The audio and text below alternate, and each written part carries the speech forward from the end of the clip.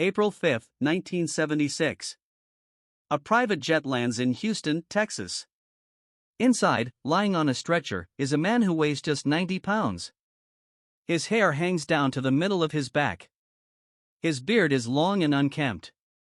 His fingernails have grown into grotesque, yellow spirals, some over 2 inches long. His toenails haven't been cut in years. He's covered in bedsores. He's so emaciated that his ribs are visible through his skin.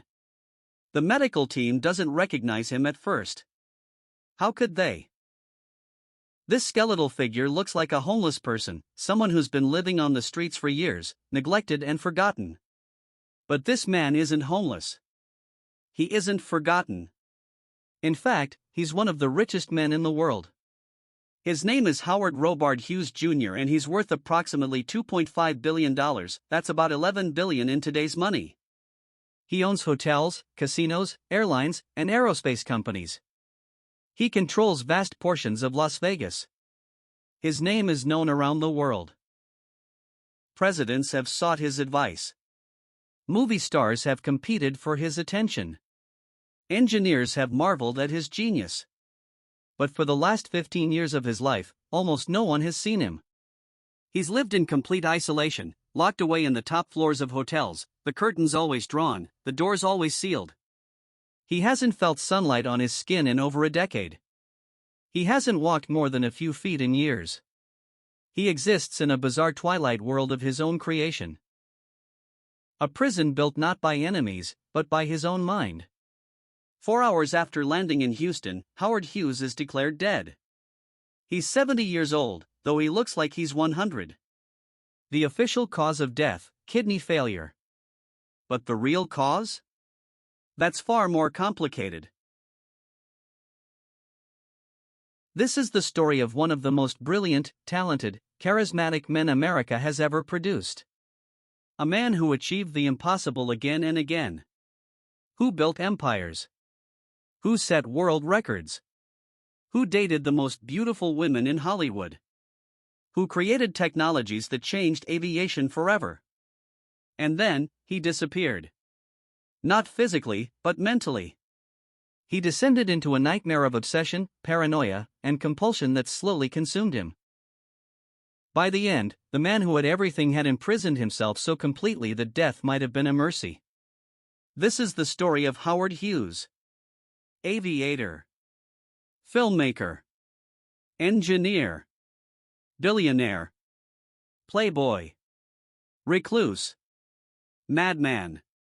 And it's a story that asks a question we all need to hear: what's the point of having everything, if you're too terrified to live? Let's go back to the beginning. December 24, 1905. Houston, Texas. Howard Hughes Jr. is born into wealth and privilege. His father, Howard Sr., is an inventor and businessman who created a revolutionary drill bit for oil drilling, the Hughes 2-cone roller bit. It doesn't sound glamorous, but it changed the oil industry forever. Suddenly, companies could drill deeper, faster, more efficiently. And Howard Sr. owned the patent. The Hughes Tool Company makes millions. Young Howard grows up in a mansion, attends the best private schools, and is groomed to take over the family empire. But from the very beginning, Howard Jr. is different. He's intensely shy, almost painfully so. He doesn't make friends easily. He stutters when nervous. But he has a mind that works like nothing his teachers have ever seen. He's obsessed with machines, with how things work. By age 11, he's built Houston's first radio transmitter. At 12, he builds a motorized bicycle from scratch. At 14, he takes flying lessons and becomes obsessed with aviation.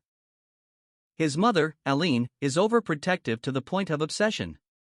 She's terrified of disease, terrified of germs, terrified that something will happen to her precious son. She checks him constantly for signs of illness.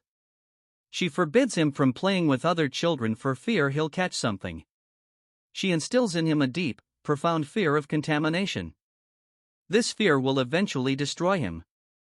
But we're getting ahead of ourselves. In 1922, when Howard is just 16, his mother dies suddenly. The cause? Complications from surgery. Howard is devastated. 2 years later, in 1924, his father dies of a heart attack. Howard is now 18 years old, orphaned, and the sole heir to the Hughes Tool Company, a business worth millions. Most 18-year-olds would be overwhelmed. Not Howard. He drops out of Rice University, goes to court, and has himself declared a legal adult. His relatives try to challenge him, try to take control of the company. Howard outmaneuvers them. He buys out their shares. By age 19, he has complete control of a multi-million-dollar corporation. And then he does something that shocks everyone who knows him. He moves to Hollywood. See, Howard doesn't want to make drill bits. That's his father's dream, not his. Howard wants to make movies. He wants to be part of the glamorous world of Hollywood, to see his name on the silver screen. And he has enough money to make it happen. In 1926, at age 20, Howard Hughes arrives in Los Angeles with millions of dollars and a dream. The Hollywood establishment doesn't take him seriously at first. He's just another rich kid playing at being a filmmaker. They've seen it before. These guys show up, throw money around for a while, then go back home when reality sets in. But Howard isn't like the others. He's serious. He's obsessive. And he doesn't care about budgets. His first film, Swell Hogan, is never released. It's that bad. He's lost money. Most people would quit.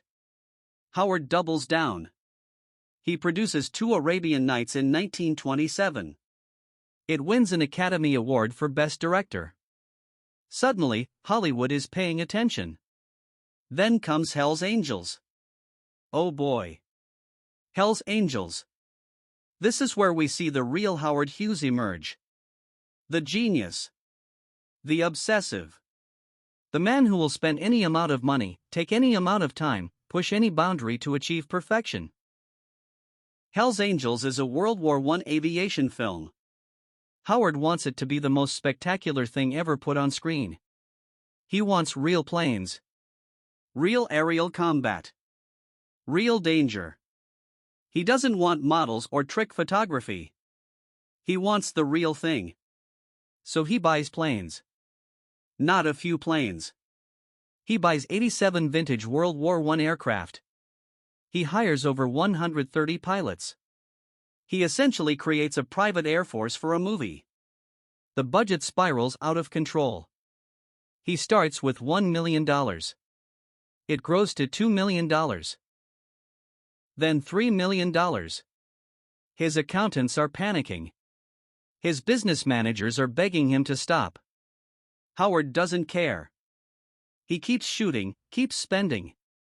Then, halfway through production, The Jazz Singer comes out. It's the first talking picture. The game has changed. Silent films are suddenly obsolete. Most directors would release what they have and move on. Not Howard. He scraps enormous portions of the film and reshoots them with sound. The budget balloons to $3.8 million. The most expensive film ever made at that time. And here's the crazy thing, Howard flies in many of the aerial scenes himself. He's not just the producer and director, he's one of the stunt pilots. During one filming sequence, his plane crashes. He suffers a crushed cheekbone and other injuries. Does he quit? No. As soon as he's recovered enough, he's back in the cockpit. Hell's Angels is finally released in 1930. It's been 4 years in production. It's cost nearly $4 million. And it's a spectacular success. Critics rave about the aerial sequences. They've never seen anything like it. The film makes money, not enough to recoup the full cost, but enough to establish Howard as a serious filmmaker. More importantly, it establishes him as a man obsessed with aviation. And that obsession is about to take over his life. During the filming of Hell's Angels, Howard has fallen deeper in love with flying than ever before. He's not content to just film planes, he wants to build them, to design them, to push the boundaries of what's possible. In 1932, at age 26, Howard forms the Hughes Aircraft Company. He hires the best engineers money can buy. And he tells them, "I want to build the fastest plane in the world." They think he's crazy. He's a filmmaker, not an aeronautical engineer. What does he know about designing aircraft? Turns out, a lot. Howard doesn't just write checks. He works alongside his engineers. He's in the design meetings. He's at the airfield. He understands the physics, the mathematics, the engineering principles. He pushes his team to innovate, to try things that conventional wisdom says won't work. In 1935, he unveils the H-1 Racer. It's a sleek, beautiful aircraft unlike anything anyone has ever seen. Retractable landing gear. Flush rivets for reduced drag. A powerful Pratt & Whitney engine. It looks like it's from the future. On September 13, 1935, Howard climbs into the cockpit of the H-1 and takes off from a dry lake bed in California. He's attempting to set a new world speed record. He succeeds. He reaches 352 miles per hour, smashing the previous record, but here's where it gets interesting. Howard is so focused on the speed run, so locked into the moment, that he forgets to monitor his fuel gauge. The engine cuts out. He's going over 300 miles per hour with no power. Most pilots would panic. Howard doesn't. He calmly finds a beat field and glides the plane down for an emergency landing. The plane flips over on the soft ground. Howard is trapped upside down in the cockpit. When rescuers arrive, they expect to find him injured, panicked, maybe in shock. Instead, Howard is calmly assessing the damage to his aircraft, already planning the modifications he'll make for the next attempt. This is classic Howard Hughes. Brilliant. Fearless. Completely unbothered by danger. And so obsessed with perfection that nothing else matters. By the mid-1930s, Howard Hughes is living the dream. He's rich. He's famous. He's dating some of the most beautiful women in Hollywood: Katharine Hepburn, Ava Gardner, Ginger Rogers, Bette Davis. He's setting world records. He's making movies. He's building revolutionary aircraft. In 1938, he flies around the world in a Lockheed Super Electra, completing the journey in just 91 hours. Another world record. He's greeted in New York with a ticker tape parade. He's on the cover of Time magazine. He's an American hero, a symbol of ingenuity and daring. Howard Hughes is on top of the world. He's 32 years old, and he seems unstoppable. But there are cracks forming. Small ones at first. Barely noticeable. But they're there. He's starting to exhibit strange behaviors. He becomes fixated on cleanliness, on avoiding germs. He washes his hands repeatedly, sometimes for hours. He starts giving his employees bizarre instructions. They must use tissues to handle objects, must wrap door handles before opening them, must follow elaborate protocols to avoid contamination. His friends and colleagues think it's just Howard being eccentric. Rich people are allowed to be awkward, right? They don't realize they're watching the beginning of the end. The brilliant, charismatic Howard Hughes is still there. But something else is emerging. Something dark. Something that will eventually consume him completely. The obsession. The paranoia. The slow descent into madness. But that comes later. For now, in 1938, Howard Hughes is the golden boy. The man who can do anything. And he's about to attempt something that will nearly kill him. July 7, 1946. Culver City, California. Howard Hughes is about to test fly the XF-11, a reconnaissance aircraft he's designed for the U.S. Army Air Forces. It's a beautiful machine, twin-engine, twin-boom, sleek and fast. Howard has been working on it for years. His engineers urge him to let a test pilot make the first flight. There are concerns about the plane's stability, about certain design elements that haven't been fully tested. Howard dismisses their worries. He designed this aircraft. He knows it better than anyone. He's making this flight himself. At 5:20 p.m., Howard takes off from Culver City. The plan is simple: a short flight to test the aircraft's systems, then return for landing. It should take about an hour. Everything seems fine at first. The XF-11 handles well. Howard is satisfied with its performance. But then, about 40 minutes into the flight, he notices something wrong. The right rear propeller control isn't responding correctly. The aircraft is starting to pull to the right. A smart pilot would head back immediately. Land while he still has control. But Howard wants to understand the problem, to diagnose it, to see if he can fix it mid-flight. He's not just a pilot, he's an engineer. He believes he can solve this. He can't. The problem gets worse. The aircraft is becoming increasingly difficult to control.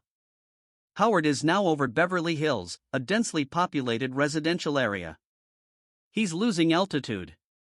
The plane is going down. In the cockpit, Howard makes a decision. He could try to bail out, to use his parachute and save himself. But if he does, the XF-11 will crash into the neighborhood below. People will die. Probably a lot of people. So Howard stays in the plane. He's going to try to guide it down, to crash it somewhere where it will do the least damage. Even if it kills him. He aims for the Los Angeles Country Club's golf course. Open space. No houses. But he can't quite make it. The plane is dropping too fast, pulling too hard to the right. At approximately 6 p.m., the XF-11 slams into a house at 808 North Whittier Drive in Beverly Hills. The impact is catastrophic. The plane explodes on contact. The house erupts in flames. Fuel is everywhere, burning, spreading to neighboring houses. Howard is still in the cockpit, trapped in the wreckage, surrounded by fire. A Marine Sergeant, William Lloyd Durkin, happens to be nearby. He sees the crash, sees the flames, and runs toward the wreckage. People are screaming at him to stay back, that the plane is going to explode, that there are still bombs or ammunition on board that could go off. Durkin doesn't care. He can see someone in the cockpit. Someone alive. He climbs into the burning wreckage and pulls Howard Hughes out just moments before a secondary explosion tears through what's left of the aircraft.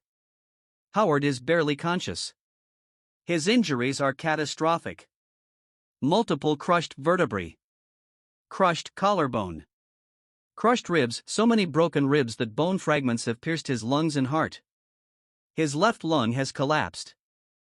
Third-degree burns cover portions of his body. His skull is fractured. His nose is crushed. The doctors who examine him at Good Samaritan Hospital give him almost no chance of survival. He's lost massive amounts of blood. His internal injuries are so severe that surgery might kill him faster than leaving him alone. They literally don't know where to start. But Howard Hughes doesn't die. Somehow, impossibly, he survives that first night. Then the next. Then the next. The recovery is agonizing. The pain is beyond description. Howard has always been afraid of doctors, afraid of hospitals, afraid of being vulnerable. Now he's trapped in all his worst nightmares at once. The doctors give him morphine for the pain. Lots of morphine. It's the 1940s, and they don't fully understand addiction yet. They don't realize what they're creating. Howard spends months in that hospital bed. Months of pain. Months of drugs. His body slowly heals, though he'll never be the same. His spine is permanently damaged. He'll walk with a limp for the rest of his life. The pain will never fully go away. But the physical damage isn't the real tragedy here. The real damage is mental. Something breaks in Howard during those months in the hospital. The trauma. The pain. The constant morphine. His pre-existing obsessions and compulsions, which had been manageable before, start to spiral out of control. He becomes convinced that the crash was sabotage. That someone tampered with the XF-11. That people are trying to kill him. The paranoia that had been lurking in the background of his personality suddenly takes center stage. And the morphine becomes a problem. A big problem. When Howard finally leaves the hospital, he's addicted. He doesn't admit it, of course. Howard Hughes doesn't have weaknesses. Howard Hughes doesn't need help. But the truth is undeniable. He needs the drugs. He craves them. And he has enough money to get as much as he wants. His staff starts to notice changes. Howard has always been particular, but now he's becoming truly bizarre. He gives them elaborate written instructions on how to serve his food, how to hand him objects, how to avoid contamination. The instructions run to dozens of pages, with specific protocols for every situation. He starts isolating himself more. He doesn't want to see people. Doesn't want to be touched. Doesn't want to leave his house. His friends try to reach out. Katharine Hepburn, who dated him for years, tries to visit. He won't see her. Ava Gardner tries to help. He pushes her away. The golden boy, the charismatic playboy who dated Hollywood's most beautiful women, is disappearing. In his place is someone increasingly paranoid, increasingly isolated, increasingly trapped by his own mind. But here's the thing, Howard is still brilliant. The crash hasn't taken that away. Despite his injuries, despite his addiction, despite his growing mental illness, he's still capable of moments of genius. In 1947, barely a year after the crash that nearly killed him, Howard unveils the Spruce Goose. This aircraft is his obsession, his white whale, his monument to human ambition. It's a flying boat, designed to carry troops and supplies across the Atlantic during World War II. But the war ended before it could be completed. Most people would abandon the project. Not Howard. The Spruce Goose, officially called the H-4 Hercules, is the largest aircraft ever built at that time. It has a wingspan of 320 feet, longer than a football field. It's made almost entirely of wood because metal was scarce during the war. It weighs 300,000 pounds. And according to all the experts, all the engineers, all the aviation specialists, it cannot fly. It's too big. Too heavy. The physics don't work. It's an impossible dream, a monument to one man's hubris. Howard ignores them. On November 2, 1947, he invites press and dignitaries to Long Beach Harbor for a taxi test of the Spruce Goose. That's all it's supposed to be, a taxi test. Just rolling it across the water to see how it handles. Howard climbs into the pilot's seat. He starts the engines, all 8 of them. He begins the taxi run. And then, without warning, without telling anyone his intentions, Howard pulls back on the controls. The Spruce Goose lifts off the water. It flies. Not high. Only about 70 feet above the harbor. Not far, only about a mile. Not long, only for about 26 seconds, but it flies. The impossible aircraft flies. The crowd is stunned. The press goes wild. Howard Hughes has done it again. He's proven the experts wrong. He's achieved the impossible. But here's the sad part, this is Howard's last great triumph. His last moment of pure genius breaking through the clouds of his deteriorating mental state. After this flight, the Spruce Goose never flies again. Howard keeps it in a climate-controlled hangar, maintained by a full-time crew, costing him millions of dollars over the years. But he never flies it again. Because after 1947, Howard Hughes starts to disappear. Not physically. He's still there, still running his companies, still making deals. But the man who loved being in the spotlight, who thrived on attention, who dated movie stars and set world records, that man is fading. In his place is someone else. Someone who locks himself in his screening room and watches movies for 16 hours straight.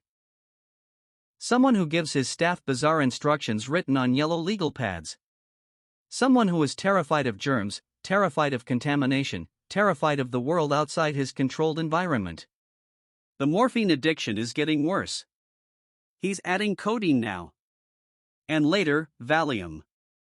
He has doctors on staff who will prescribe whatever he wants. And what he wants is to stop feeling. To stop hurting. To stop being afraid. But the drugs don't help. They just make everything worse. They cloud his brilliant mind. They increase his paranoia. They trap him in a chemical fog where reality and delusion blend together until he can't tell them apart. By 1950, the transformation is well underway. Howard Hughes the aviator, the filmmaker, the playboy, the hero, is becoming Howard Hughes the recluse. The phantom. The ghost in the machine of his own empire. And the worst is yet to come. The 1950s should have been Howard's golden decade. He's in his 40s, still relatively young. He's worth hundreds of millions of dollars. He owns TWA, Trans World Airlines, one of America's major carriers. His Hughes Aircraft Company has lucrative defense contracts. He could do anything, go anywhere, be anyone. Instead, he starts to vanish. It begins subtly. Howard rents out bungalows at the Beverly Hills Hotel and rarely leaves them. He tells people he's working on important projects, conducting sensitive business. But his staff knows the truth. He's watching movies. The same movies, over and over. He becomes obsessed with certain films, watching them dozens of times in a row. Ice Station Zebra. He watches it over 150 times. His eating habits become bizarre. He'll fixate on a single food item and eat nothing else for weeks. For a while, it's chicken. He demands chicken prepared in an exact, specific way, following protocols his staff must memorize. Then, suddenly, he switches to ice cream. Only Baskin-Robbins banana nut. He eats nothing but banana nut ice cream for months. Then, just as suddenly, he stops eating ice cream entirely and goes back to chicken. But now the chicken must be prepared differently. The instructions change. Pages and pages of new protocols. His staff starts to realize the protocols aren't really about the food. They're about control. Howard is trying to control every variable in his environment because his mind is increasingly chaotic. If he can control how his food is prepared, how objects are handed to him, how doors are opened, maybe he can control the terror that's growing inside him. But he can't. No amount of protocols can stop what's happening to him. The OCD, obsessive-compulsive disorder, is taking over. We have a name for it now, and treatments. But in the 1950s, they don't understand it. Howard certainly doesn't understand what's happening to him. He just knows he has to perform certain rituals or something terrible will happen. He washes his hands until they bleed. He uses entire boxes of Kleenex in a single day, pulling out tissue after tissue, using them once, discarding them. His bedroom floor becomes covered in used tissues, stacked several feet high in places. He won't let staff clean them up. They're his barrier, his protection against contamination. He starts writing instructions to his staff, his aides as he calls them. These instructions are bizarre, obsessively detailed, often contradictory. They run to hundreds of pages. Here's an example of actual instructions Howard wrote for how to open a can of fruit. First, sterilize the can opener with alcohol. Then, sterilize it again. The person opening the can must wash their hands for at least 4 minutes with antibacterial soap. They must then put on sterilized gloves. The can must be washed in hot water and scrubbed with a brush. It must then be rinsed exactly 9 times. Not 8 times. Not 10 times. 9 times. Each rinse must last exactly 30 seconds. The person must then dry the can using sterilized towels. They must use 4 towels, changing to a fresh one every 15 seconds. The can must then be opened while holding it with Kleenex tissues. The contents must be poured into a sterilized bowl without touching the can's interior surface to any utensil. The bowl must be covered with plastic wrap and brought to Mr. Hughes using a specific path through the bungalow, avoiding certain areas of carpet that Mr. Hughes has designated as contaminated zones. And that's for opening a can of fruit. Imagine what the protocols for more complex tasks look like. His aides follow these instructions because they're paid extraordinary sums to do so. Howard pays his closest staff $100,000 a year, huge money in the 1950s. But it's not easy money. They essentially become prisoners alongside Howard, trapped in his bizarre rituals, enablers of his deteriorating mental state. The drug use escalates. Morphine isn't enough anymore. Howard adds codeine. Then Valium. Then barbiturates. Then any combination of pills and injections that will quiet the noise in his mind. His business empire starts to suffer. He makes decisions while high, then can't remember making them. He starts meetings but doesn't finish them. He promises to call people back and doesn't. He becomes impossible to reach, even for his top executives. In 1953, he nearly loses control of TWA because he's so absent, so unreachable, that the board of directors considers removing him. Howard responds by launching a furious legal battle, fighting to maintain control even though he barely participates in running the airline anymore. The sad irony, Howard created many of the protocols and systems that made TWA successful. But now he can't even board one of his own planes. The idea of going to an airport, being around that many people, exposed to that many germs, it's unthinkable. His romantic life collapses. He's been linked to some of Hollywood's most famous women: Katharine Hepburn, Ava Gardner, Ginger Rogers, Bette Davis, Gene Tierney. But his relationships always fail. He's too controlling, too paranoid, too obsessed with work, or later, too obsessed with his rituals and compulsions. In 1957, he marries Jean Peters, a beautiful actress. Those who know Howard are shocked. Marriage? Howard Hughes, the eternal playboy, is getting married? But the marriage is strange from the start. Howard sets bizarre rules. Jean must live in a separate house. She can only see him at scheduled times. She must follow decontamination protocols before entering his presence. They rarely appear in public together. Jean tries. She really does. She loves him, or at least she loves the memory of who he used to be. But you can't have a marriage with someone who won't even be in the same room with you without following a 10-page protocol document. The marriage lasts until 1971, but it's essentially over long before then. Jean stays for years, hoping Howard will get better, hoping the man she married will come back. He never does. By the late 1950s, Howard is spending months at a time in his bungalow screening room, naked except for a towel, watching movies, using drugs, surrounded by used Kleenex tissues, eating the same food prepared the same way day after day. His aides described this period as surreal. Howard would watch movies all night, sleep during the day, and only interact with them through written notes passed under the door or through bizarre intercom conversations. He developed elaborate systems of insulation from the world. His bedroom windows were sealed with tape. Not a crack of outside light could get in. The curtains were heavy blackout curtains behind which were additional layers of fabric. Howard lived in complete darkness, lit only by the glow of a film projector. He stopped cutting his hair. Stopped cutting his nails. Stopped bathing regularly. This man, who had once been one of Hollywood's most eligible bachelors, who had dated the most beautiful women in the world, was turning into a bizarre hermit. But here's the thing that makes this tragedy even more heartbreaking: Howard was still smart. His mind, when it wasn't clouded by drugs, was still brilliant. He would emerge from his fog periodically and make business decisions that showed he hadn't lost his genius. He could still analyze complex situations, still see opportunities others missed. His Hughes Aircraft Company was developing cutting-edge technology for the military. His engineers were innovating in ways that would change aviation and defense forever. And Howard, even in his deteriorated state, could still sometimes contribute ideas, still sometimes show flashes of the genius that had built his empire. But those moments became rarer and rarer.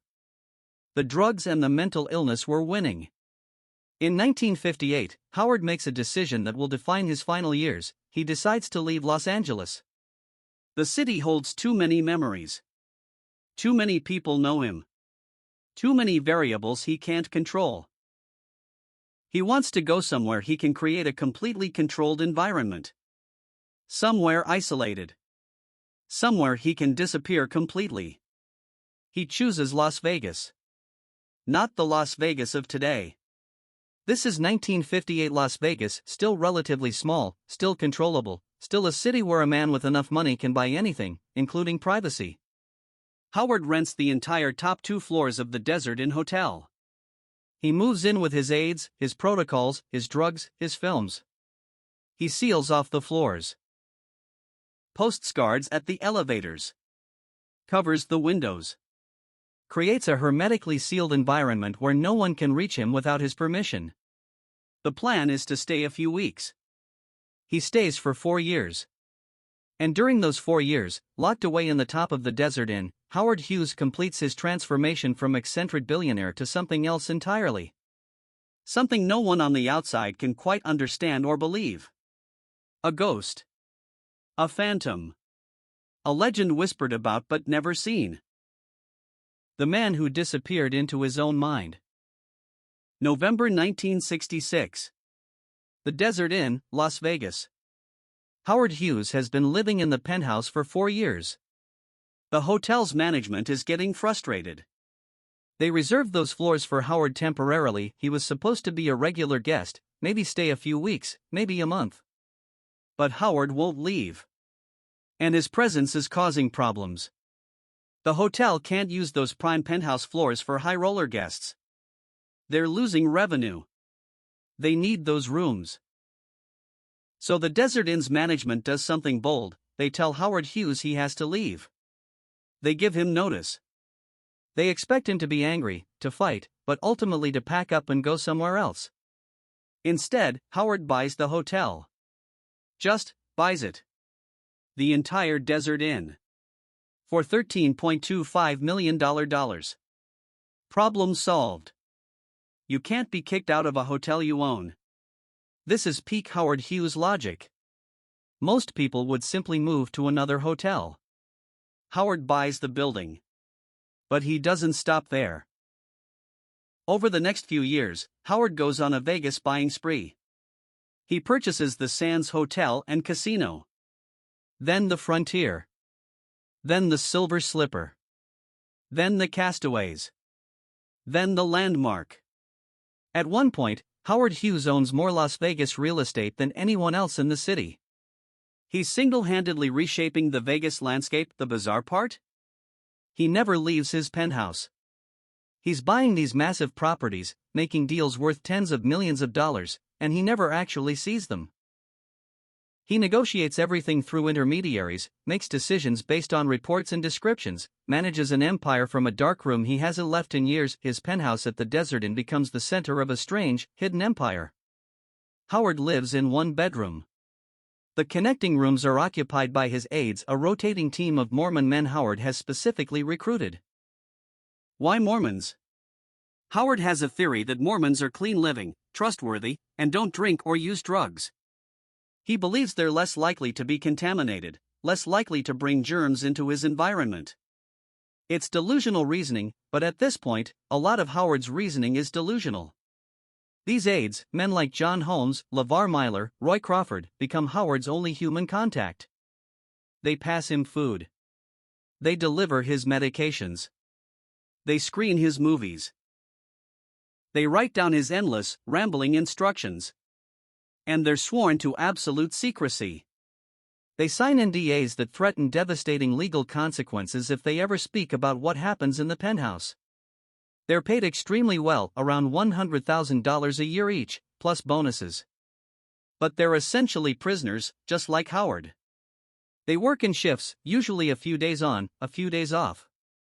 When they're on duty, they don't leave the penthouse. They sleep in adjoining rooms, always available if Howard needs something, which he does at all hours. The penthouse itself is divided into zones of contamination in Howard's mind. The clean areas must be entered using specific protocols. The contaminated areas are to be avoided. His aides must follow complex routes through the rooms to avoid stepping on contaminated carpet. Howard lives in almost complete darkness.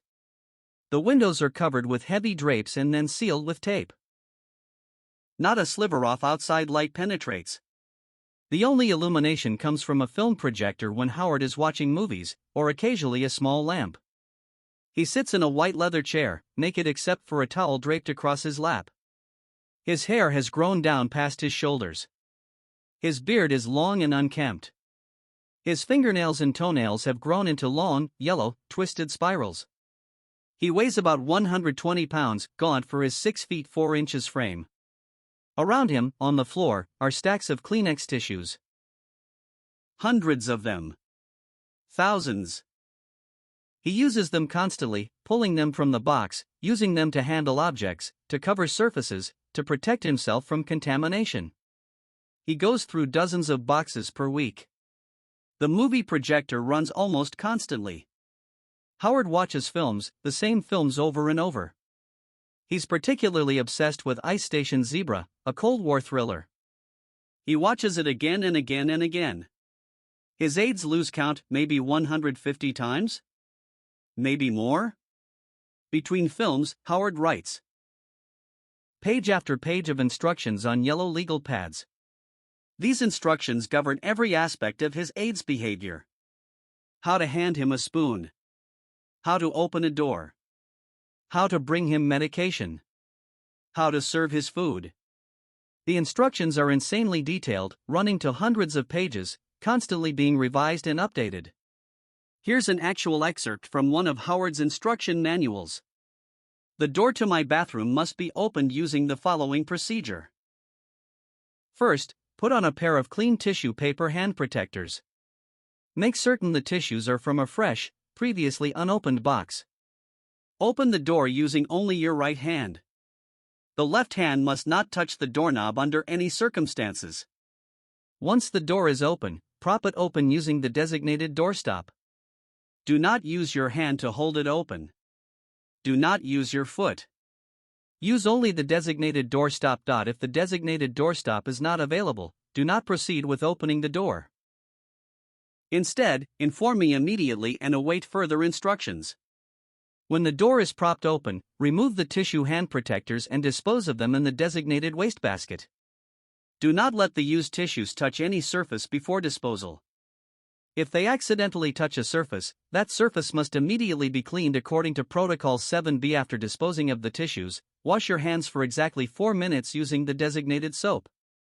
Not 3 minutes and 50 seconds. Not 4 minutes and 10 seconds. Exactly 4 minutes. After washing, dry your hands using 6 paper towels, changing to a fresh towel every 40 seconds. Only then may you proceed to enter the bathroom, using the designated path marked on the floor diagram, see attached page 84. And remember, that's just for opening a bathroom door. His food protocols are even more elaborate. Howard eats the same foods repeatedly, often chicken or steak, sometimes ice cream. The preparation must be exact. The same restaurant. The same chef. The same method. The same delivery route. For a period in the late 1960s, Howard eats nothing but Baskin-Robbins banana nut ice cream. Nothing else. 4 months. His aides have to make daily trips to Baskin-Robbins to buy ice cream, following specific protocols about how to transport it, how to present it to Howard, how to dispose of the empty containers. Then, suddenly, Howard decides he doesn't want banana nut anymore. He never eats it again. Switches to something else. The aides scramble to adjust to the new food obsession. But perhaps the most tragic aspect of the desert in years is the drugs. Howard's addiction has spiraled completely out of control. He has doctors on his payroll who prescribe whatever he wants. And what he wants is a pharmaceutical cocktail that would kill most people: morphine, codeine, Valium, Librium, barbiturates, and various other pills and injections.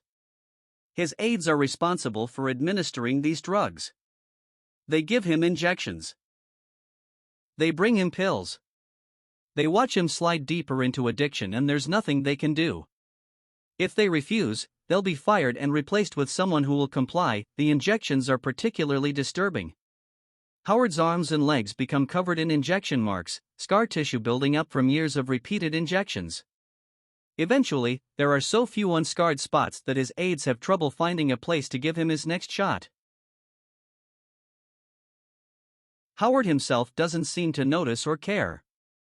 The drugs have dulled his pain, both physical and mental. They've also dulled his brilliance. The man who once designed record-breaking aircraft, who innovated in film production, who built a business empire, that man appears only rarely now, in brief moments of clarity between the fog of addiction. But occasionally, those moments of clarity produce something remarkable. Despite being locked in a dark room, despite the drugs, despite the mental illness, Howard is still making business decisions. And some of them are brilliant. He's buying up Las Vegas because he sees something others don't. Vegas is about to explode. In the late 1960s, it's still a mob-controlled town, rough around the edges. But Howard sees its potential. He buys casinos and hotels not because he wants to run them, he never visits them, but because he understands they're going to be worth far more in the future. He's right. His Vegas investments will eventually be worth hundreds of millions more than he paid. He's also running Hughes Aircraft Company through intermediaries. And even from his darkened room, he sometimes contributes ideas, suggestions, insights that show his genius hasn't completely disappeared. His engineers and executives have learned to work around his eccentricities. They submit reports. They wait for responses, which might come in hours or weeks or sometimes not at all. They make decisions, implement plans, and hope they won't get a late-night call telling them Howard has changed everything. It's a bizarre way to run a multi-billion-dollar empire. But somehow, it works. Mostly, there are failures, too. Howard's decision-making is increasingly erratic. He'll approve a project one day and cancel it the next. He'll fire executives based on paranoid suspicions, then try to rehire them weeks later. His business partners and associates learn to be patient, to wait out his mood swings, to work around his dysfunction. Meanwhile, the outside world is increasingly curious about Howard Hughes. Where is he? What's he doing? Is he even alive? Reporters stake out the desert inn, trying to catch a glimpse of him. They never do. Conspiracy theories flourish. Some people think Howard is dead and his aides are covering it up to keep controlling his fortune. Others think he's been kidnapped, that the man in the penthouse is an imposter. The truth is almost as strange as the conspiracies. In 1968, a strange incident amplifies the mystery. A man named Clifford Irving approaches McGraw-Hill Publishers with an incredible claim: he has Howard Hughes's autobiography. Hughes has chosen Irving, a little-known writer, to tell his story. Irving presents letters allegedly from Hughes, handwriting samples, even photographs. The publishers are skeptical but intrigued. Irving explains that Hughes insisted on complete secrecy, that all their meetings were in secret locations, that Howard didn't want anyone to know about the project until publication. McGraw-Hill pays Irving $765,000 for the book rights. Time Life buys the serialization rights for hundreds of thousands more. It's going to be the publishing event of the decade, the first authorized biography of the world's most mysterious billionaire. There's just one problem: it's completely fake. Irving invented the whole thing. He forged the letters, made up the meetings, fabricated the entire manuscript. And he almost gets away with it. The scheme only collapses when Howard Hughes himself breaks his silence. He can't let someone else profit from a fake story about him. In January 1972, Howard does something he hasn't done in years. He participates in a telephone press conference. From his darkened room in the desert inn, Howard speaks to reporters. His voice is weak, sometimes confused, but unmistakably his. He denounces the Irving biography as a fraud. He's never met Clifford Irving. Never authorized any biography. The world is shocked. Howard Hughes is alive. He can still communicate. The conspiracy theories collapse. Irving is eventually convicted of fraud and goes to prison. But the telephone conference also reveals something disturbing. Howard's voice is that of a sick man. He sounds old, confused, sometimes incoherent. People who knew him in his prime are shocked by how diminished he sounds. The call raises as many questions as it answers. Yes, Howard is alive. But what kind of life is he living? What's happened to him? The desert in years are coming to an end, but not because Howard chooses to leave. External forces are about to intervene.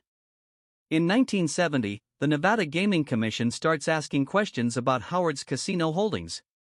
They want to meet with him, to verify he's actually in control of these businesses and not just a figurehead for someone else. Howard panics. A meeting? In person? With strangers? It's unthinkable. His aides scramble for solutions. They try to negotiate. Try to explain Howard's condition without actually explaining it. Try to find ways to satisfy the Gaming Commission without Howard having to leave his penthouse. It doesn't work. The commission insists. Howard must appear in person for an interview. Howard's solution? Run away. In November 1970, in the middle of the night, Howard's aides prepare for his departure. It's an operation they plan with military precision. They've secured a new location, the Britannia Beach Hotel in the Bahamas. Far from Nevada. Far from the Gaming Commission. On Thanksgiving night, 1970, Howard Hughes leaves the Desert Inn for the first time in 4 years. His aides wrap him in blankets, place him on a stretcher, and carry him down through the hotel's service areas to a waiting car. He's driven to a private airstrip. Loaded onto a plane. Flown to the Bahamas, and just like that, Howard Hughes vanishes from Las Vegas. He's traded one prison for another. But things are about to get even worse. Because in the Bahamas, isolated, alone, surrounded only by his aides and his drugs, Howard Hughes will descend to depths of mental and physical deterioration that seem almost impossible to believe. The final chapter of his life is about to begin. And it's the darkest chapter of all. The Britannia Beach Hotel, Paradise Island, Bahamas. December 1970. Howard Hughes has arrived in his new prison. The penthouse suite here is much like the one at the Desert Inn. Dark. Sealed. Temperature controlled. His aides have tried to recreate the environment Howard needs, or thinks he needs. The curtains are drawn. The windows taped shut. The film projector is set up. But something is different. Something worse. The Bahamas are hot. Humid. Even with air conditioning, it's not like the desert climate of Las Vegas. Howard's already compromised body struggles with the heat. He's perpetually uncomfortable, sweating in the darkness, unable to regulate his temperature properly. And the isolation is even more complete. In Las Vegas, at least there was the infrastructure of his business empire nearby. Executives could reach him, eventually. Business could be conducted, slowly. There was some tenuous connection to the outside world. In the Bahamas, Howard is truly alone. Cut off. Marooned. His physical deterioration accelerates, his weight, already low, drops further. He's eating less and less. Sometimes he goes days eating almost nothing. His aides try to tempt him with his favorite foods, try to follow his protocols exactly. Sometimes it works. Sometimes he eats a few bites. Sometimes he refuses everything. He's down to about 110 pounds. On his 6 feet 4 inches frame, this is skeletal. His ribs are visible through his skin. His limbs are stick-thin.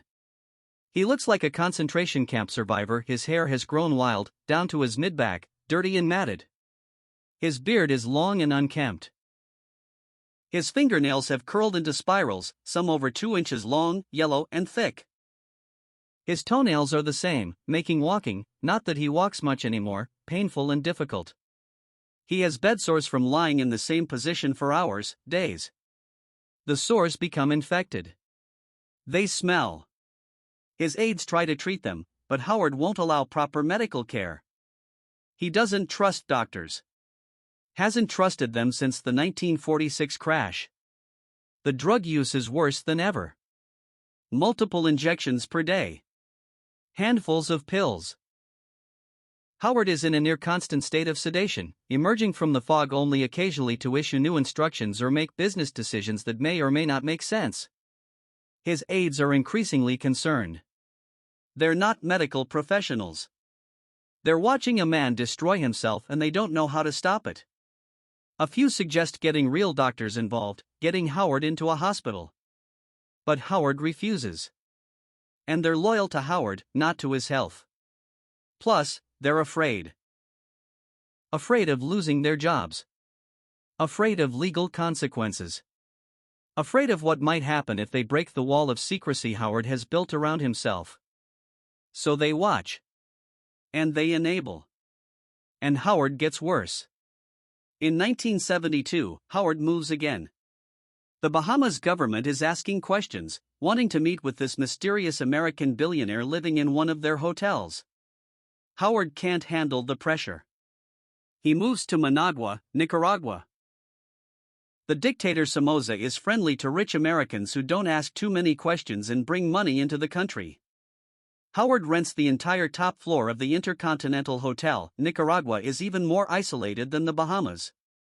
Even more cut off from American medical care, American infrastructure, any kind of support system, and then, on December 23, 1972, disaster strikes. An earthquake. Magnitude 6.2. It devastates Managua. Thousands of people die. The city is destroyed. The Intercontinental Hotel, built to modern standards, survives structurally. But the earthquake terrifies Howard. He's convinced the building is going to collapse. He demands to be evacuated immediately. His aides scramble. In the chaos of a destroyed city, they have to arrange transportation for Howard. They have to plan a route through rubble-filled streets. They have to do it all while maintaining absolute secrecy about their bizarre, reclusive employer. They manage it. They get Howard to the airport, onto a plane, out of Nicaragua. But the earthquake has shattered what little remained of Howard's stability. After Nicaragua, he becomes even more paranoid, even more fragile. He moves to London. Then back to the Bahamas. Then to Vancouver. Then back to London. Then to Acapulco, Mexico. Each move is the same elaborate operation. Howard on a stretcher, wrapped in blankets, loaded onto a plane in the middle of the night. His aides arranging new hotel suites, new screening rooms, new secured floors. But the locations don't matter anymore. Howard barely knows where he is. He's living entirely in his own mind now, a mind increasingly detached from reality. His business empire is suffering. He's making bizarre decisions, canceling deals, refusing to communicate with key partners. His executives try to work around him, try to keep the companies running despite their increasingly incapacitated owner. In 1974, Howard is in London. His aides notice he's having trouble breathing. He's increasingly lethargic, sometimes slipping into unconsciousness. They should get him to a hospital. They know they should. But Howard's protocols forbid it. No hospitals. No doctors he doesn't approve. No outsiders. So they don't. They watch him struggle to breathe and they hope he'll get better on his own. He doesn't. Howard develops pneumonia. Then kidney problems. His body, already weakened by malnutrition and drug abuse, can't fight off the infections. Still, no hospital. His aides give him antibiotics from their medical supplies. It helps a little. Howard survives, though he's weaker than before. This becomes the pattern. Howard gets sick. Gets treatment from non-doctors. Barely recovers. Gets sick again. It's a death spiral, and everyone around Howard knows it. But they're trapped in the web of secrecy, loyalty, and protocols they've helped create. By 1975, Howard is in Acapulco, Mexico. He's moved to the Acapulco Princess Hotel. Same routine, penthouse suite, drawn curtains, darkness, films, drugs. But Howard is barely conscious anymore. He spends most of his time in a semi-comatose state, drifting in and out of awareness. When he's awake, he's often incoherent, mumbling about things that don't make sense. His aides are discussing, quietly, what they'll do when Howard dies. Not if. When. Because it's obvious now that Howard is dying. They're worried about legal consequences. Worried about investigations. Worried about what happens when the world discovers what's been happening in these sealed hotel suites for the past decade. In early 1976, Howard develops another serious infection. This time, his aides realize they're out of options. He needs real medical care. A hospital. Doctors who know what they're doing. But which hospital? If they take him to a Mexican hospital, questions will be asked. Reporters will find out. The secret will be exposed. They decide they'll fly him to Houston. To the Methodist Hospital, where Howard has connections, where they might be able to maintain some privacy, some control. On April 5, 1976, Howard's aides prepare him for transport. He's unresponsive, barely breathing. They load him onto a chartered plane. The flight from Acapulco to Houston takes about 4 hours. Howard Hughes doesn't make it. Somewhere over Texas, flying towards the city where he was born 70 years earlier, Howard Robard Hughes Jr. dies. His aides notice he's stopped breathing. There's no dramatic moment, no last words, no final breath where everyone realizes he's gone. He just stops. They continue to Houston anyway. What else can they do? They land. They call for an ambulance. They maintain the fiction that maybe he's still alive, maybe the doctors can save him. At Methodist Hospital, Howard is officially pronounced dead at 1:27 p.m. The medical staff who examine his body are horrified by what they find. This man weighs 90 pounds. 90 pounds. For a man who was 6 feet 4 inches, this is skeletal, almost incomprehensible. His arms are covered in injection marks and abscesses. Old track marks. Scar tissue. Signs of chronic drug abuse spanning years. His fingernails and toenails are grotesquely long, curled, yellowed. He has kidney failure. Malnutrition. Severe dehydration. Chronic constipation so severe it's caused internal damage. There are broken-off hypodermic needles embedded in his arms, old needles that broke off during injections and were never removed, just left there, working their way deeper into his flesh. The official cause of death is listed as kidney failure. But really, Howard Hughes died from everything. From neglect. From addiction. From malnutrition. From the complete breakdown of every system in his body. The FBI has to use fingerprints to officially identify the body. That's how unrecognizable he is. The man who was once one of Hollywood's most handsome, charismatic playboys has become a withered, unidentifiable corpse. News of Howard's death spreads quickly. The media goes into a frenzy. The mysterious billionaire is dead. And the details emerging about his final years are shocking, almost unbelievable. Photos of the emaciated body leaked to the press. The public is stunned. This was Howard Hughes? This skeletal figure? This can't be real, but it is real. Shockingly, horrifyingly real. The investigations begin immediately. How did this happen? Who's responsible? Why didn't anyone help him? His aides are questioned. Some face criminal investigations, though ultimately no charges are filed. They claim they were just following Howard's instructions, that they weren't medical professionals, that they did what they thought Howard wanted. And legally, that's probably true. Howard was an adult. He made his own decisions, even if those decisions were killing him. His aides were employees, not guardians. They followed orders. But morally? That's a different question. The business empire Howard left behind is worth approximately $2.5 billion, about $11 billion today. Hughes Aircraft Company. TWA. Las Vegas Casinos. Real estate. Investments. But Howard died without a will. Or at least, without a will anyone can find. This triggers one of the largest, most complex probate battles in American history. Potential heirs come out of everywhere. People claiming to be relatives. Former employees claiming they're owed money. Even people claiming to be Howard's secret children. The most famous claimant is Melvin Dummer, a gas station attendant from Nevada.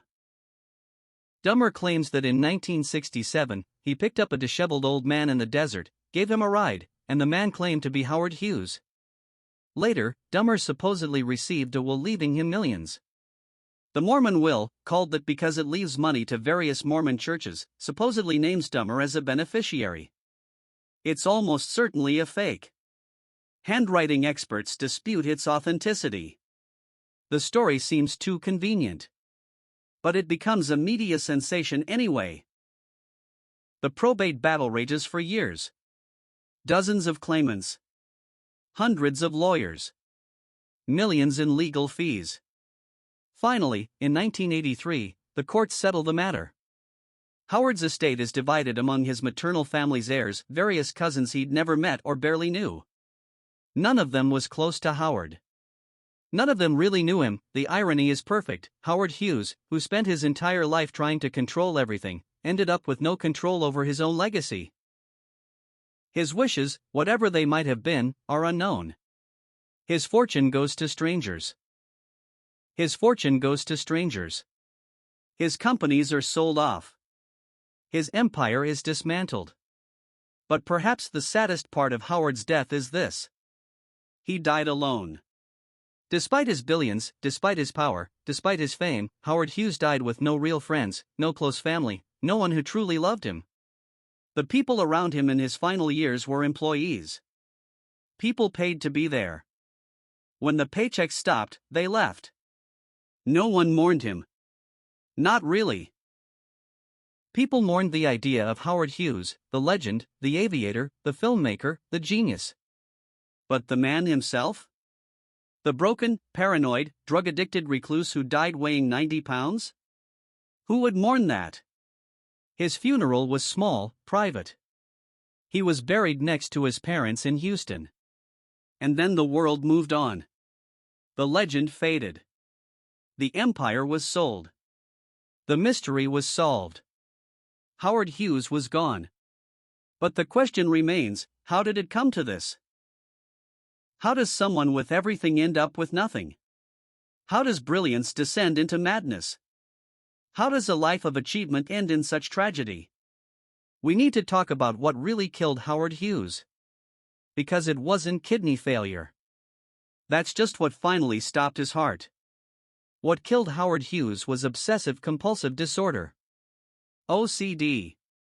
Today, we understand this condition. We have treatments. Therapy. Medication. People with OCD can live normal, productive lives. But in Howard's time? They didn't understand it. They didn't have effective treatments. They didn't even really have a name for it. So Howard suffered alone, trying to manage an illness he didn't understand, using methods that only made it worse. OCD is a cruel disease. It creates intrusive thoughts, terrifying, persistent thoughts that won't go away. For Howard, these thoughts centered on contamination, on illness, on death. He believed germs were everywhere, waiting to kill him. He believed that if he didn't perform certain rituals, something terrible would happen. The fear was real, visceral, overwhelming. So he created protocols. Washed his hands. Used tissues to handle objects. Avoided people and places he deemed contaminated. These rituals gave him temporary relief from the anxiety. But here's the trap of OCD: the rituals don't cure the anxiety. They feed it. Every time you perform a ritual, you reinforce the idea that the ritual is necessary. The anxiety gets worse. The rituals become more elaborate. It's a cycle that spirals out of control. And Howard had the worst possible combination of factors. First, he had unlimited money. Most people with OCD eventually hit practical limits. They can't wash their hands for 8 hours because they have to go to work. They can't rearrange their entire house because they live with other people. Howard had no limits. He could indulge every compulsion, follow every ritual, create entire systems of protection. His wealth enabled his illness. Second, he had complete control over his environment. He could hire people to follow his protocols. He could seal himself away from the world. He could create a bubble where his delusions were treated as reality. Third, he self-medicated with drugs that made everything worse. The morphine, the codeine, the Valium, they might have temporarily eased his anxiety, but they also clouded his judgment, increased his paranoia, and made it impossible for him to see how sick he really was. Fourth, he had no one who could intervene. His employees were dependent on him for their livelihoods. His family was distant or deceased. He had no close friends, no one who could tell him, "Howard, you need help," and make it stick. And finally, he lived in an era before effective treatment existed. If Howard had developed OCD in the 1990s or 2000s, he might have been saved. Modern therapy, modern medication could have helped him, but in the 1950s, 60s, and 70s? He had no real options.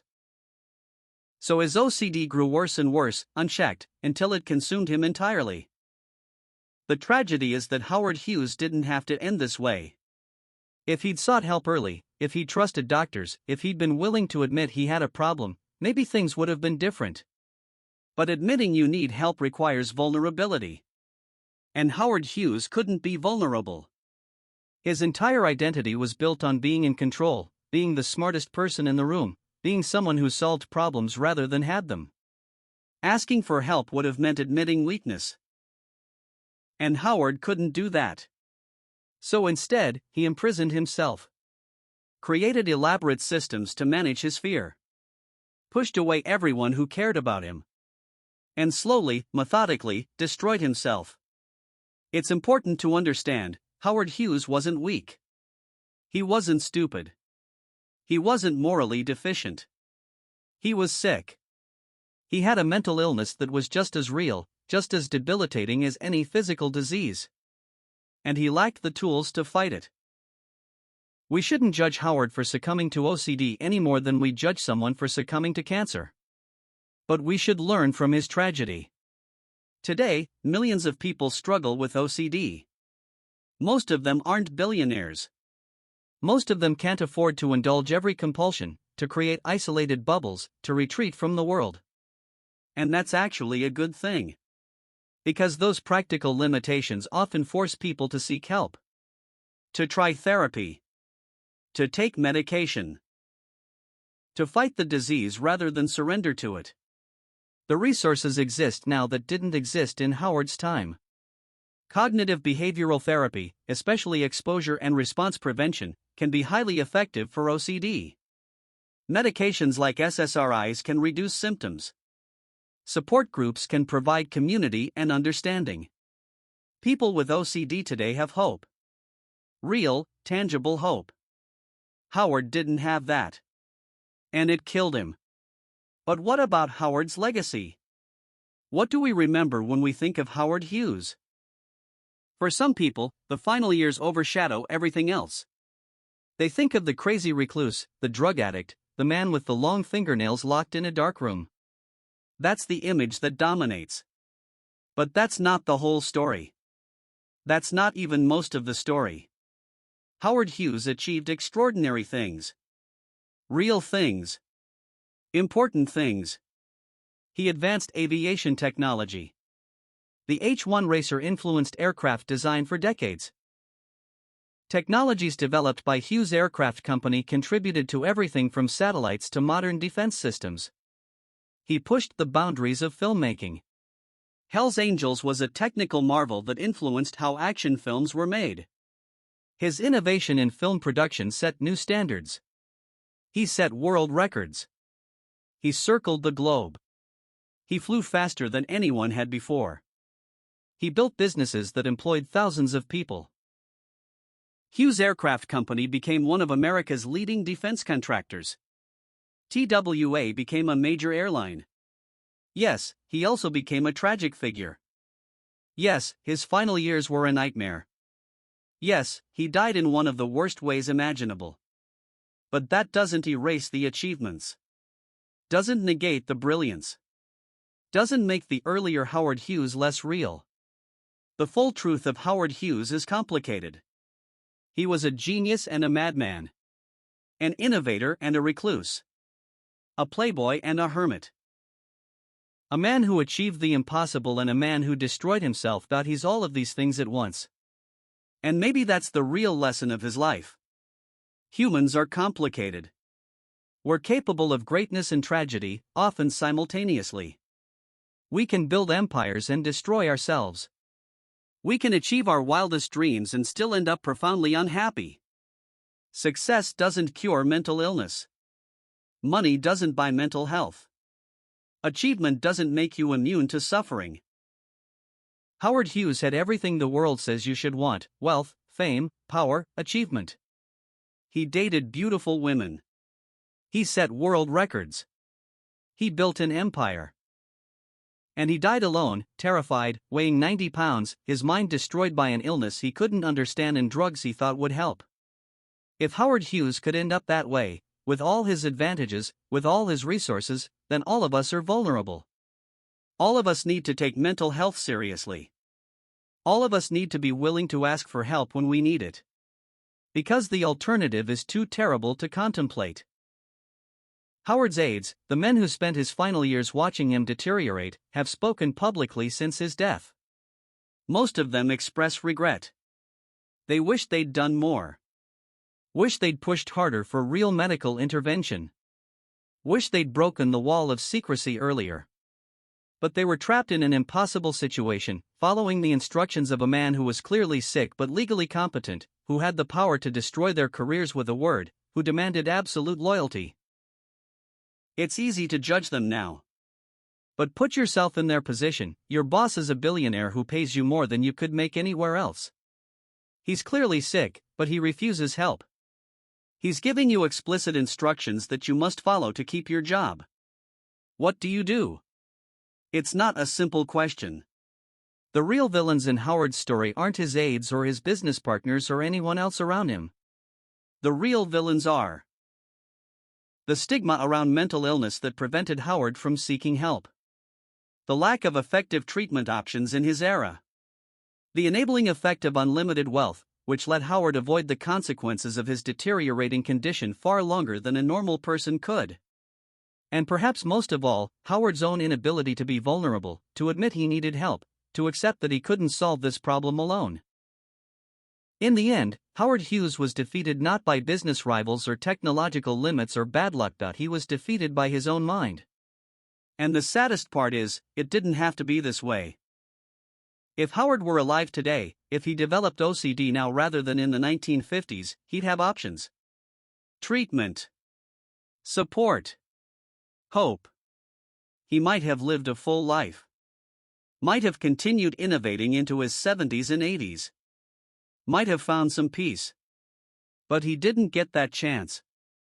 Instead, we're left with the haunting image of a brilliant man, trapped in a dark room, weighing 90 pounds, surrounded by used tissues and drug paraphernalia, watching the same movie for the 150th time, utterly alone. That's not how the story should have ended. But it's how it did end.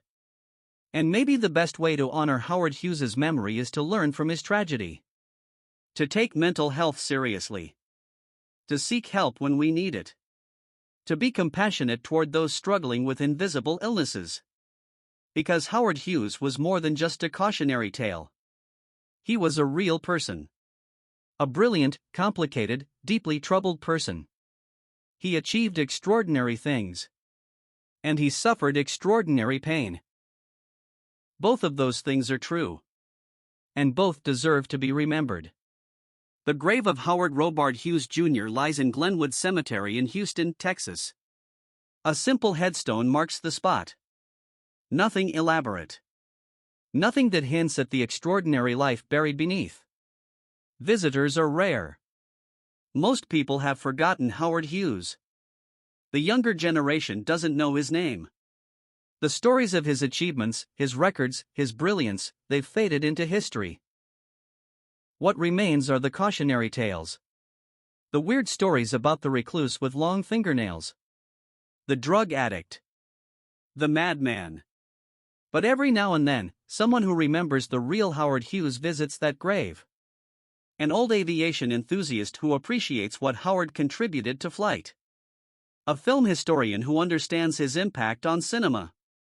An engineer who works with technologies Howard's companies helped develop, they stand there and think about what might have been. If Howard had gotten help. If effective treatment had existed. If he'd been able to overcome his fear of vulnerability, his need for control, his terror of asking for help. What might he have achieved in his 60s and 70s? What other innovations might he have produced? What other boundaries might he have pushed? We'll never know. And that's the tragedy. Howard Hughes died at 70, but the real Howard, the brilliant, creative, boundary-pushing Howard, died decades earlier. Somewhere in the late 1950s, in a dark screening room, surrounded by used tissues and drug paraphernalia, the real Howard Hughes slipped away. What remained was a shell. A sick man going through rituals, avoiding the world, slowly destroying himself. The last words attributed to Howard Hughes, supposedly mumbled to his aides shortly before he died, were, "I want to go home, but where was home?" The Houston of his childhood, where his parents were alive and he was just a talented kid with dreams. The Hollywood of the 1930s, where he dated movie stars and made groundbreaking films? The airfields where he set world records and pushed the boundaries of human flight? Or maybe home was somewhere he'd never been. A place where his mind was quiet. Where the intrusive thoughts stopped. Where the fear released its grip. Where he could finally be at peace. He never found it in life. Maybe he found it in death. The story of Howard Hughes is ultimately a human story. A story about ambition and achievement, fear and failure, brilliance and tragedy. It's a reminder that having everything doesn't mean you have anything that matters. And it's a reminder that we all need help sometimes. All of us. No matter how smart we are, how successful, how wealthy, how powerful, mental illness doesn't care about your achievements. Addiction doesn't care about your bank account. Suffering doesn't care how many world records you've set. Howard Hughes could design revolutionary aircraft, but he couldn't cure his own mind. And if Howard Hughes, with all his genius, with all his resources, couldn't do it alone, then neither can we. We need each other. We need compassion. We need to be willing to be vulnerable, to ask for help, to admit when we're struggling. Because the alternative is ending up like Howard Hughes. Brilliant. Accomplished. Wealthy beyond imagination. And dead at 70, weighing 90 pounds, alone in a dark room, a prisoner of your own mind. That's not how any story should end. But it's how Howard's ended. Remember him for his achievements. Absolutely. He earned that. But also remember him as a warning. A warning about the cost of refusing help. About the danger of isolation. About the tragedy of letting fear control your life. Howard Hughes could have lived differently. Could have died differently.